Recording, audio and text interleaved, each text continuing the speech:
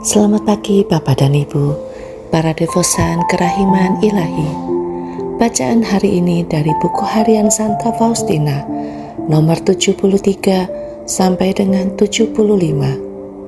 Oh Yesusku, kendati begitu gulita malam yang menyelimutiku, dan kendati begitu gelap awan yang menyembunyikan cakrawala, aku tahu bahwa matahari tidak pernah akan tenggelam.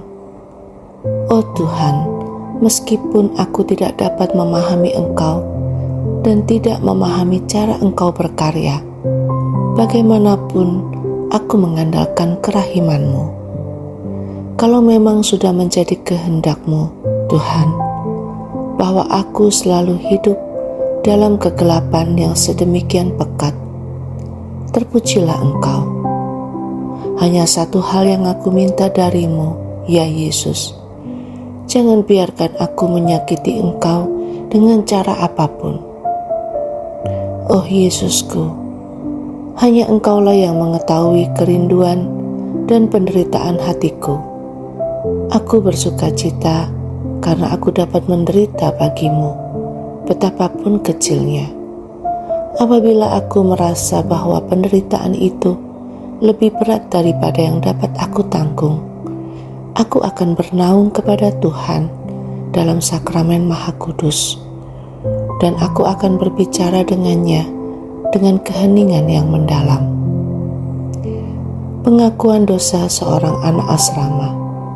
Pada suatu hari, aku merasa terdorong oleh suatu kuasa supaya aku mengusahakan pesta kerahiman dan supaya gambar Yesus yang Maha Rahim dilukis. Hatiku sangat gelisah, sesuatu sedang bergejolak dalam diriku, tetapi aku takut diperdayakan.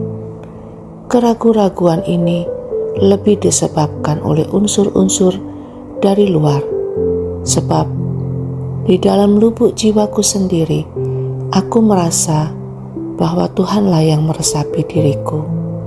Imam yang mendengarkan pengakuan dosaku waktu itu mengatakan bahwa seringkali orang mengalami ilusi-ilusi, dan aku merasa bahwa ia agak takut mendengarkan pengakuanku.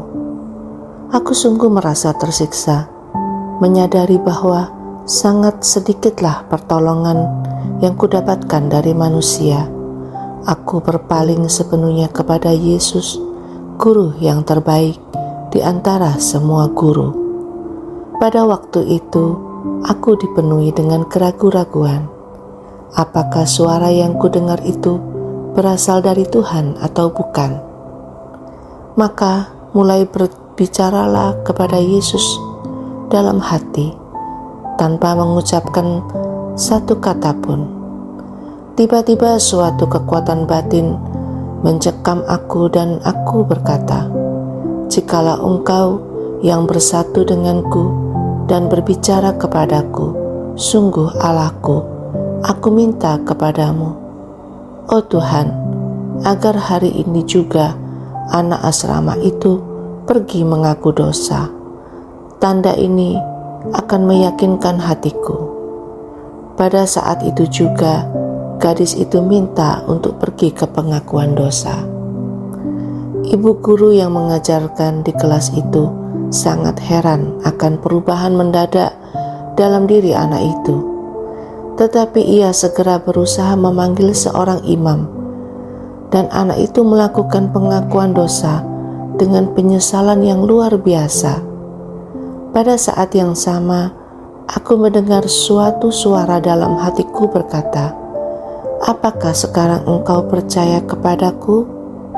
Dan sekali lagi, suatu kekuatan yang aneh menyusup ke dalam jiwaku, menguatkan dan meyakinkan aku sedemikian rupa, sehingga aku sendiri sangat heran bahwa aku membiarkan diriku menjadi ragu-ragu, meskipun hanya untuk sesaat. Tetapi keraguan-raguan ini selalu disebabkan oleh unsur-unsur dari luar. Kenyataan ini membuat aku cenderung untuk semakin hari semakin menutup diri. Jika pada suatu hari, sementara mengaku dosa, aku merasakan adanya kegelisahan di pihak imam, aku tidak membuka jiwaku sampai sedalam-dalamnya, tetapi hanya mengaku dosa-dosaku. Seorang imam yang tidak tenang hatinya tidak akan mampu menumbuhkan ketenangan dalam jiwa orang lain. Oh para imam, kamu adalah lilin-lilin bernyala yang menerangi jiwa manusia. Biarlah terangmu tidak pernah pudar.